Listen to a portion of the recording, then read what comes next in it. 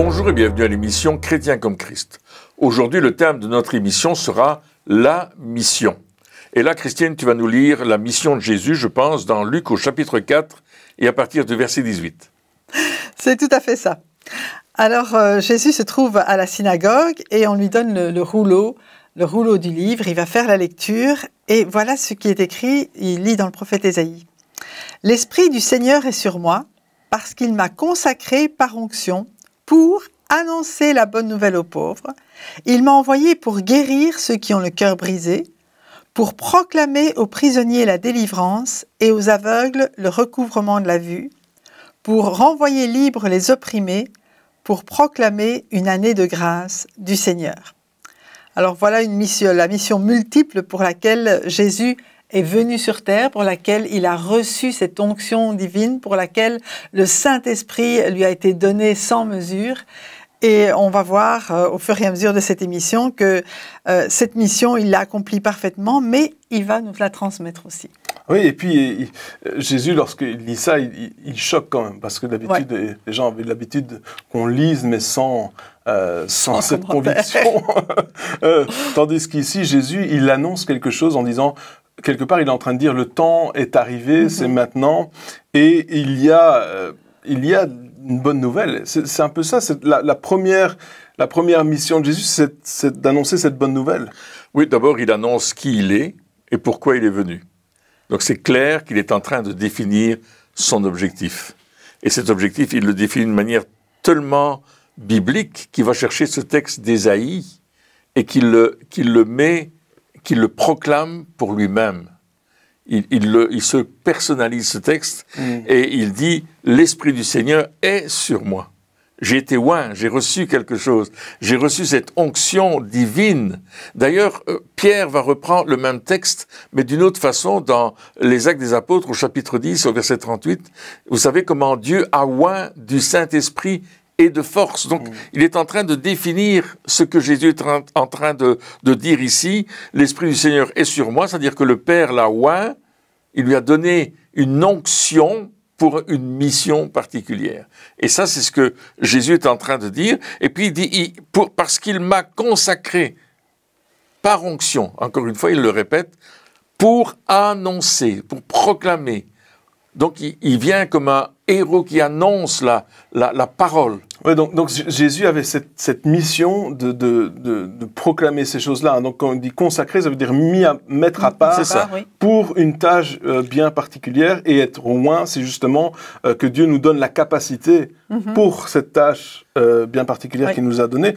Et la première chose qu'il dit, c'est « j'annonce l'espoir » quelque part. Oui. J'annonce l'espoir pour les pauvres. Donc j'annonce cet espoir maintenant.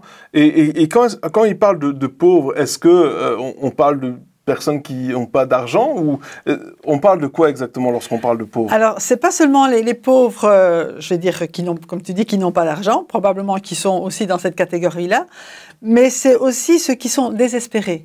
Tu parlais d'apporter l'espoir, mais c'est ceux qui n'ont pas d'influence. Ce sont ceux qui sont un peu rejetés, ceux qui se sentent pauvres aussi en eux-mêmes, ceux qui réalisent leur manque. En fait, quelqu'un qui est pauvre, c'est quelqu'un qui manque.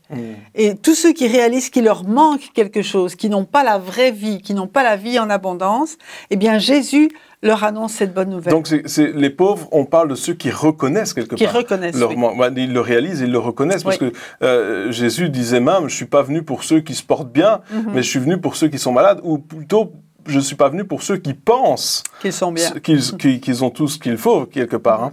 Et donc, la première attitude aussi que nous, on doit avoir c'est de dire, mais je reconnais quelque part qu'il y a un manque. Je vais arrêter de faire semblant que tout va bien, que tout est bien. Et c'est ça aussi, c'est de dire, Jésus, il est venu en disant, mais voilà, ceux qui se disent, maintenant, il y a un manque, et en même temps, il se disait, parce qu'il est venu apporter l'espoir, donc forcément, c'est qu'il n'avait pas d'espoir. Donc il se disait, il y a un manque, ça ne va pas, mais de toute façon, ça n'ira pas. C'est ça la mentalité qu'ils avaient. Et Jésus est venu dire, non, voici un espoir. Mais en plus, les pauvres, c'est ceux qui savent en eux-mêmes qu'ils sont pécheurs et séparés de Dieu.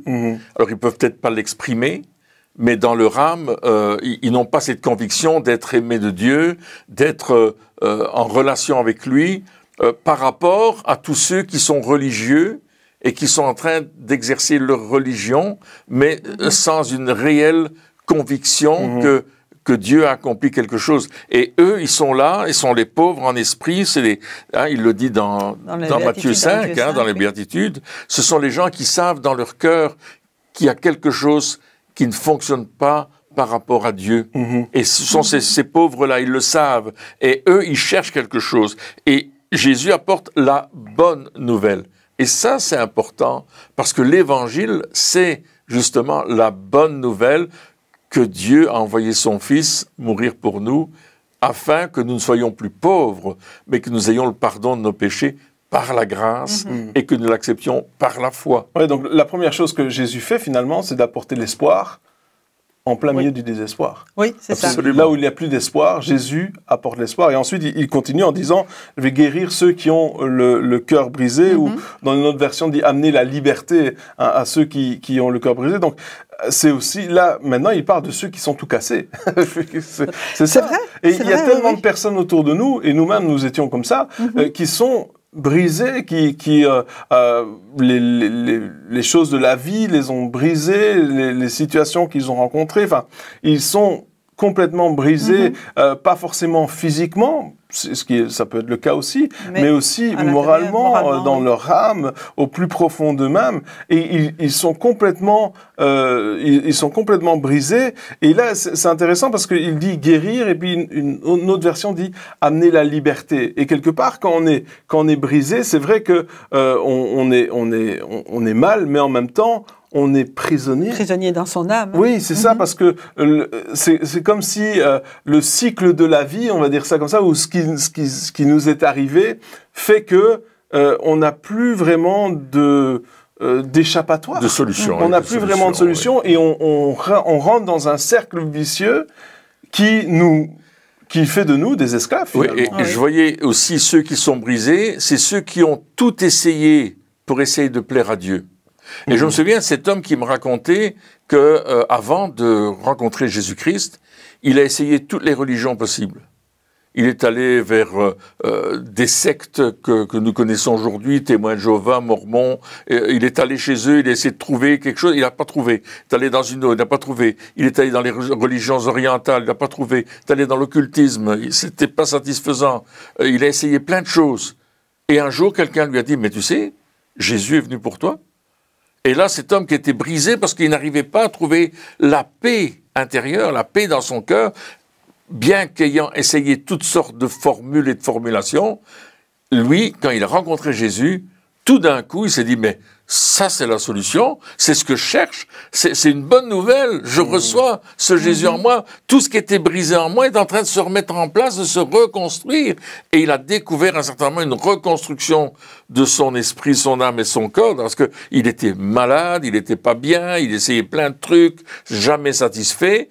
Et puis là, tout d'un coup, la satisfaction vient avec la foi dans la grâce de Dieu. Extraordinaire. Et je crois qu'il y a une clé quand même par rapport au cœur brisé.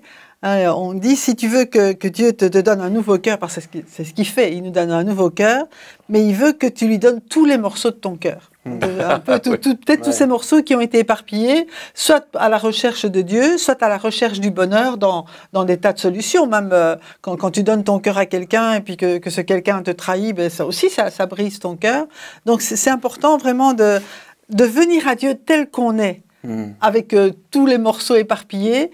Mais Dieu, il veut te donner un cœur nouveau. Il est capable de faire ça et il veut le faire. Parce qu'à ce moment-là, c'est même plus ton cœur, c'est son cœur qui vient mettre en toi. Et là, il vient te restaurer.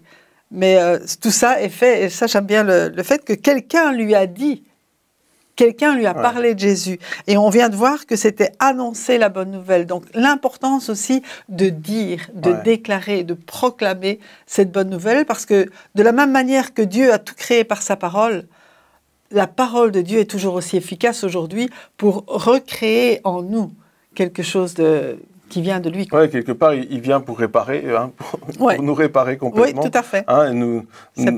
Ouais, c'est ça. Il y a une restauration qui est là dans notre vie. Donc Jésus, il vient pour nous annoncer un espoir quelque part. Ensuite, il vient pour réparer. Et puis, il continue en disant de donner la vue aux aveugles.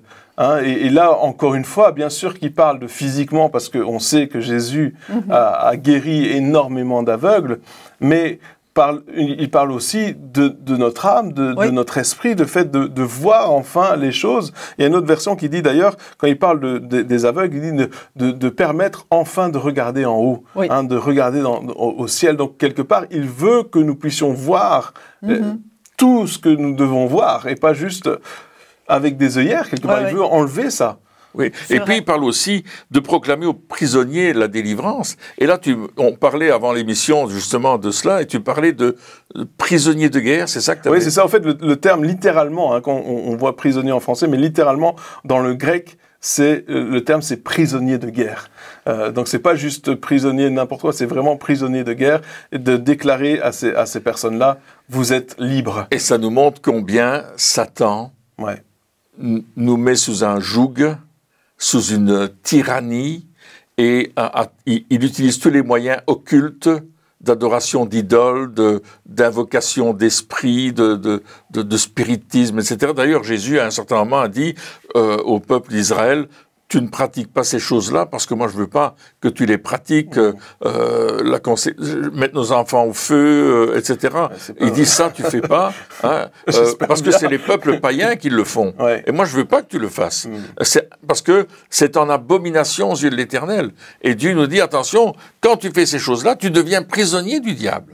Donc moi je voudrais envoyer le message à toutes les personnes qui nous écoutent et qui ont pratiqué l'occultisme et qui n'ont jamais confessé ces choses et qui sont prisonniers par des pratiques occultes, que ce soit les cartomanciennes, la boule de cristal, le pendule tiré au thé, ou l'horoscope, le Ouija, etc. Toutes ces choses-là, je dis, s'il vous plaît, détournez-vous de ces choses parce que vous êtes prisonnier de l'ennemi, vous êtes un prisonnier de guerre, il vous a tenu, il vous tient prisonnier. Et la bonne nouvelle, c'est que Jésus est venu pour vous libérer. Amen. Et en même temps, une des prisons, c'est l'aveuglement, parce que c'est le diable qui aveugle nos pensées, qui nous empêche de voir briller l'évangile de paix.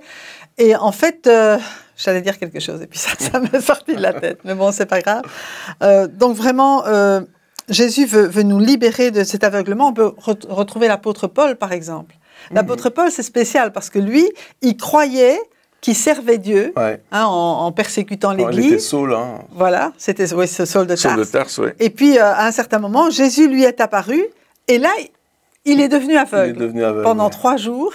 Et ça lui a permis, quand il a recouvré la vue, vraiment de voir la vie quelque part différemment, à la façon de Dieu. Oui, justement, quand il est devenu aveugle, ça reflétait sûrement son état spirituel de l'époque. C'est-à-dire qu'il pensait voir alors qu'il ne voyait pas. Et c'est ça aussi qui est terrible aujourd'hui, c'est que beaucoup de personnes se disent « Mais non, mais je ne suis pas aveugle, je vois très bien, je n'ai aucun problème de vue, et même je veux dire, pour ma vie, je vois très bien les choses. » Et on ne réalise pas que finalement on est aveugle, comme dans l'Église, dans l'Apocalypse, en disant mais tu ne vois pas que tu es pauvre, que tu es aveugle, tu es nu, tu penses que tu es habillé, tu penses que tu vois bien, tu penses que tout est bien, mais finalement parce que tu t'es éloigné de Dieu, parce que tu t'es éloigné du premier amour, parce que tu t'es éloigné de toutes ces choses-là, tu penses que ça va, alors qu'au fait ça ne va pas.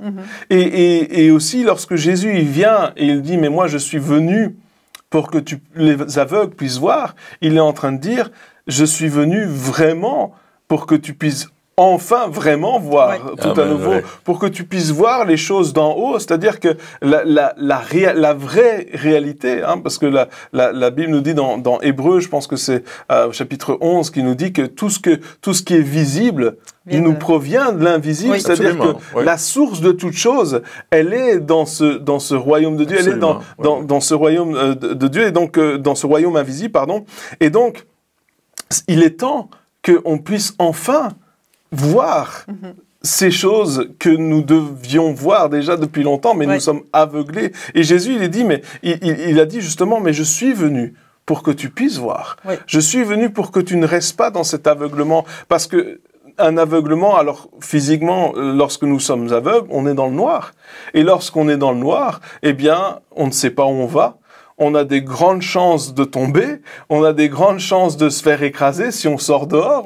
On a vraiment, les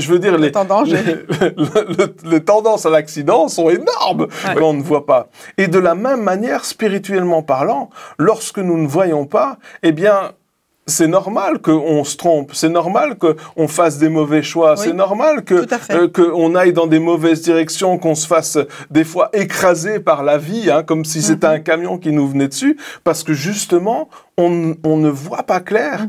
Et Jésus dit, mais ce que j'ai pour toi, c'est pour ton bien. Une fois que tu vas voir, eh bien, évidemment, personne va dire « Oh, un camion, tiens, si je marchais pour avancer pendant qu'il arrive. » Personne va dire ça. Une fois que tu vas voir le camion, tu vas dire « Je m'arrête, c'est normal. » Il n'y aura aucun effort à se dire « Ah ben non, peut-être est-ce que je le fais, est-ce que je le fais pas ?» Non, ce sera quelque chose de logique. Eh bien, de la même manière, Jésus veut nous ouvrir ses yeux spirituels pour que ce soit naturel, finalement, de ne pas prendre des mauvaises décisions. Et il l'a dit à Nicodème. Tu vas intervenir. Il a dit, je suis la lumière du monde, celui qui me suit ne marchera pas dans les ténèbres, mais il aura la lumière de la vie. Amen. Et ça, c'est aussi quelque chose. Si je suis la lumière, eh bien, venez à la lumière et puis vous allez être éclairés. Et il disait aussi que l'œil, c'est la lampe du corps. Ouais. Et si ton œil est en bon état, alors tout ton corps sera éclairé. Mais si ton œil est en mauvais état, c'est-à-dire s'il regarde à la mauvaise place, là aussi, ça peut être traduit des deux manières. Si ton œil regarde à la mauvaise place, eh bien, tout ton corps sera dans les ténèbres. Si ton œil regarde à la bonne place, regarde en haut, tout ton corps va être éclairé. Et je disais que Nicodème avait entendu cette parole que Jésus lui dit. Il dit, si quelqu'un naît de nouveau, il ne peut voir le royaume de Dieu. Donc il parlait de cette nouvelle naissance, c'est-à-dire ce changement d'état. Parce que la nouvelle naissance, c'est vraiment quelque chose où on est recréé, on devient une nouvelle création. D'ailleurs, Paul le dit à un certain moment, on devient une nouvelle créature, n'est-ce pas ? Et il dit, si on devient cette nouvelle création par la nouvelle naissance, c'est-à-dire je comprends la grâce et je la crois par la foi. Et puis il disait naître de nouveau, il disait aussi ça veut dire naître d'en haut. Naître d'en haut, exactement. Et on est de nouveau à cette réalité d'en haut. Exactement. Dont on ne parle pas assez de cette réalité que nous sommes appelés à vivre aussi, chacun d'entre nous. Parce que justement, ça amène une liberté. Enfin, toutes ces choses-là, tout ça, c'est lié. Le fait de voir, le fait d'avoir de l'espoir, le fait que Jésus nous répare, le fait qu'il proclame qu'on est libre. Toutes ces choses-là, ça va ensemble. Parce que au prisonnier de guerre, qu'est-ce qu'il fait un prisonnier de guerre ? Il peut plus rien faire, justement. Non, tout ce qu'il a appris, toutes ses capacités, il ne peut plus les utiliser. Il est bon à rien. Il peut plus rien faire. Alors que lorsque Jésus arrive et dit, mais maintenant, je te déclare, tu es libre, ça veut dire que de nouveau, il peut utiliser toutes ses facultés. De nouveau, il peut faire ce pour quoi il est appelé. Et c'est ça aussi que Dieu a pour nous. C'est-à-dire que nous avons, Dieu il a un plan pour chacun d'entre nous. Il a des voies toutes tracées. On parlait de la lumière sur notre sentier. Il a un chemin qui est prêt pour nous. Et là, il est en train de dire, mais maintenant, tu es libre. Tu peux retourner sur ce chemin, tu peux de nouveau avancer, tu peux de nouveau aller plus loin dans la vie. Et c'est ça aussi, lorsque Jésus, après, il dit, mais je suis venu annoncer l'année de grâce ou l'année du jubilé. Cette année où on décide maintenant, c'est la grâce de Dieu. Toutes les dettes sont remises cette année-là. C'est ça, toutes les dettes sont remises. Arrête de penser qu'il faudra encore payer autant de temps. Ça y est, c'est remis. Je t'amène ça parce que ce temps est venu. Le temps où Dieu, il fait grâce, est venu maintenant. Et c'est ça que Jésus est venu déclarer. Il a dit, le temps a commencé. Et jusqu'à maintenant, le temps est toujours, ce temps-là de grâce est toujours en marche. Et comme tu disais, maintenant, c'est notre mission aussi. Oui, c'est notre mission d'annoncer ces choses-là. Mais tu avais commencé quelque chose, tu as encore quelque chose Oui, mais je vois aussi qu'il dit, il renvoie libre les opprimés, ceux qui sont oppressés par le diable. On peut être prisonnier, mais un prisonnier opprimé, c'est terrible. Et le diable peut opprimer les gens parce que il les accuse, il les tient liés avec des choses qu'ils ont pratiquées, pour lesquelles ils sont honteux. Donc, ils sont opprimés. Il dit, moi, je pourrais pas faire ces choses-là parce que si tu connaissais mon passé, si tu savais tout ce que j'ai fait derrière moi, mais Jésus dit non, non, non. Oui, c'est ça, il détruit, hein, le diable veut détruire notre personnalité. Oui. Absolument. Hein, cette oppression, c'est ça que ça fait. Exactement. Hein. Ça détruit notre personnalité, on ne sait plus qui on est, on ne connaît plus notre identité. Même un soldat, qu'il soit colonel ou général, il va douter même de son identité, de ses capacités, de son autorité.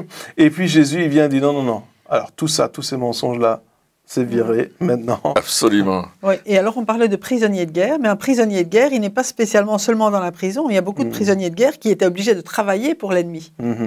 Et le diable, quelque part, dans notre vie passée, il nous incitait et il nous poussait à travailler pour lui. Et justement, à faire des choses qu'on regrette après et qui étaient répréhensibles. Parce que sa spécialité, lui, c'est de nous pousser à faire des mauvaises choses et puis de nous accuser ensuite de les avoir faites. Ce qui nous détruit encore plus. Ce qui détruit encore plus. Et c'est là qu'on est dans l'oppression. Et c'est là que Jésus vient annoncer cette liberté. Tu n'es plus obligé de faire ces choses-là.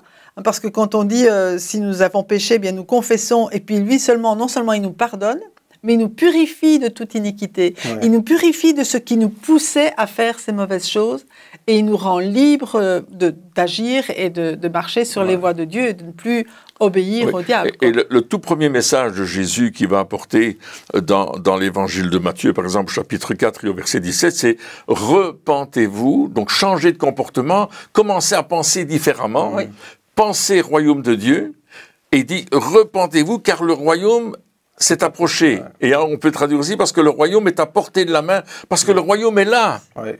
Il dit, mais change ta mentalité parce que tu peux rentrer dans le royaume de Dieu. Et ça, c'est quelque chose que Dieu nous avertit. Parce qu'il disait aussi à Nicodème, la première fois, il dit à Nicodème, si quelqu'un naît de nouveau, il ne peut voir le royaume de Dieu. Après, il va un peu plus loin, il dit, si quelqu'un ne naît d'eau et d'esprit, il ne peut entrer dans le royaume. Donc, il nous invite non seulement à voir le royaume, à le découvrir, dire, waouh, il y a vraiment quelque chose d'autre, il y a quelque chose de différent. Tu le regardes par la fenêtre, en fait. Je trouve ça merveilleux. On me décrit le royaume, c'est bien, le palais est extraordinaire. Enfin, etc. Mais après, il dit, mais tu peux entrer. Ouais. Et voilà la manière d'entrer. Et Dieu nous dit, ben, c'est fantastique. Viens, rentre, parce que je te délivre, je te pardonne, j'enlève tes péchés, j'enlève ce qui t'opprimait, tu te débarrasses de tout ça, tu n'as plus besoin de ce manteau de misère qui était sur toi. Viens, je te donne un nouveau vêtement. Viens dans mon royaume, entre dans cette nouvelle dimension. Et je pense que c'est ça aussi la prière qu'on doit prier, c'est de dire, Seigneur, mais ouvre mes yeux, permets-moi d'espérer. Hein, parce que des fois, on dit, oui, mais Dieu est venu apporter l'espoir, mais pourtant, j'ai pas beaucoup d'espoir, etc. Mais moi, je réalise que beaucoup de fois, c'est parce qu'on se refuse à l'espoir, ou on se ferme à l'espoir. C'est-à-dire que Dieu peut nous donner un cadeau, et puis on peut dire non. Je le prends pas, je le mérite pas, c'est pas pour moi, etc. Et je crois que ça aussi, ça doit être quand Jésus est venu, il a dit mais pour les pauvres, c'est-à-dire ceux qui reconnaissent qu'ils ont un besoin. Mais si on donne de l'argent aux pauvres, par exemple, si on donne, il y a un pauvre qui est là, un mendiant et qui demande de l'argent et que je vais lui donner de l'argent, il va pas le refuser. Il va dire oui, merci, je le prends. Et c'est la même chose pour nous, c'est-à-dire que Jésus est venu nous donner l'espoir. Mais acceptons cet espoir. Il faut qu'on dise, mais oui Seigneur, je le veux cet espoir, je le prends, il est pour moi. Et de la même manière qu'il veut nous restaurer, c'est comme si des fois on rencontre des personnes on a l'impression qu'ils se plaisent dans leur brisement quelque part. Dans le désespoir, ou dans le fait d'être brisé, d'être tout cassé. Mais c'est comme s'il dit, mais tu veux pas que Dieu il te répare, je ne veux pas que Dieu il restaure ta vie, c'est vraiment ce qu'il veut faire. Et là, on doit accepter de dire, Seigneur, oui, je veux bien que tu restaures ma vie. Je te laisse, comme tu disais tout à l'heure, donner toutes les parties de notre cœur. Pas juste dire, j'aimerais bien que Dieu il restaure mon cœur. Et puis tu dis, mais Dieu dit, mais donne-moi ton cœur. Non. Tu peux restaurer, mais à distance. Non, il veut le faire, vraiment. Mais c'est aussi notre décision. De la même manière que il veut ouvrir nos yeux, mais pour ça, il faut qu'on dise, mais Seigneur, ok, je suis prêt à voir. Et un aveugle qui... Mais reconnaître qu'on ne voit pas, déjà. Oui, parce qu'il parlait aussi aux pharisiens qui disaient c'est parce que vous dites que vous voyez que vous êtes coupable. C'est ça, ouais. Si vous reconnaissiez que vous étiez aveugle, vous seriez pardonné. Exactement. Et puis quand un aveugle recouvre la vue, le changement, c'est un grand changement. C'est radical, c'est radical. Mais c'est la même chose pour nous. Des fois, on se dit, mais non, mais je vois physiquement, bien sûr. Mais il y a tellement d'autres choses à voir. Oui. Et Paul priait pour les Éphésiens, il disait, je prie pour que Dieu ouvre les yeux de votre cœur. Ouais. C'est-à-dire c'est une affaire de cœur. En fait, c'est bien sûr notre vue physique, mais c'est notre vue spirituelle. Que je puisse voir les choses de Dieu, que je puisse voir l'héritage qui s'attache à mon appel. C'est ce que Paul est en train de prier dans l'Épître aux Éphésiens. Et il prie pour les Éphésiens et puis un peu pour nous aussi aujourd'hui en disant, mais ouvre les yeux de leur cœur, qu'ils puissent voir autre chose que les choses habituelles. Ouais, qu'ils puissent voir cette vraie liberté qu'on a en Jésus. Et c'est ça, et accepter cette année du jubilé quelque part, cette année de la grâce. Accepter que nos dettes, elles ont été payées. Tous nos péchés sont des fois, on dit, mais ta dette est payée. Oui, mais je vais quand même continuer à rembourser. Non, c'est payé. C'est terminé. Est-ce qu'on peut juste apprendre à dire merci, quelque part, de dire, mais je remercie Dieu pour cette dette payée. Non, c'est ça aussi. Ça s'appelle l'humilité. Oui, exactement. C'est juste, on a juste besoin de cette humilité, de reconnaître notre besoin, de reconnaître que seul Dieu peut satisfaire ce besoin. Et qu'il le satisfait, qu'on ne pourra jamais, par nos propres efforts, on ne pourra jamais mériter ce que Dieu nous donne. C'est un fameux changement quand même. C'est un changement. Mais puis, au fait, ce qui se passe après, c'est que cette mission de Jésus devient la nôtre. Oui, parce que tout ce que nous avons vécu, toute cette transformation que nous avons vécue, que nous avons... notre expérience. Eh bien, tout cela, nous sommes appelés à le partager. Et cette mission devient la nôtre parce que nous aussi, nous avons été oints pour apporter la bonne nouvelle. Nous aussi, nous sommes oints du Saint-Esprit. Le Saint-Esprit est en nous. Le même Saint-Esprit qui était avec Jésus, il est avec nous. Amen. Et il veut que nous puissions non seulement réaliser ces choses-là dans notre vie, les vivre bien sûr au quotidien, mais ensuite annoncer. Les annoncer. Jésus a dit, mais le Saint-Esprit, il m'a oint parce que je dois annoncer. On disait le fait de proclamer, le fait de dire les choses. Et j'aimerais même dire ces choses-là, même quand on a l'impression que l'auditeur n'en a rien à faire. Oui. Même quand on a l'impression que ça ne touche pas. C'est juste une impression. Parce qu'il y aura cette parole qui est semée ou cette déclaration qui est semée. À un certain moment, ça va porter du fruit. À un certain moment, mais du moment que nous aussi, on puisse déclarer ce que Dieu déclare. Cette année de grâce.